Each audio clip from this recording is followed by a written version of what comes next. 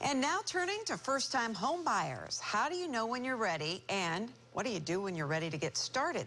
8 on Your Side has the answers to those questions today. Joining me now is John Wax from Waller & Wax Advisors, and Raymond James, thanks for being here. Thank you for having me. Well, we do have that equation we were talking about, that it seems like rents keep going up and interest rates are staying low. So is it a good time for a renter to think about buying? It's a good time to think about it.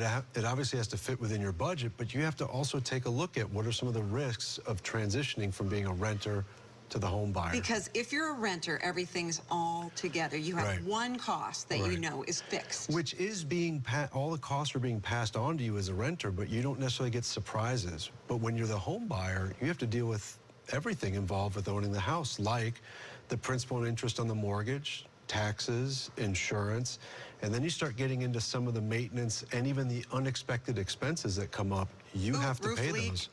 Roof leak, air conditioner, it's about to get warm. Here we're showing that when you rent, the expenses are bundled, but owners have all those things you mentioned. The mortgage, the maintenance, you have the upkeep, and then the unexpected, like we just said, and they can be big. I mean, there are ways to deal with that, but they can be pretty large. You have to be ready for this. Especially in Florida, we also have homeowners associations, or HOAs, because we report on various things about those, and that's another expense to consider. That's right, because they serve a great purpose. They can keep a community unified in a certain look and feel, but they also can have surprise assessments. You better be ready for those.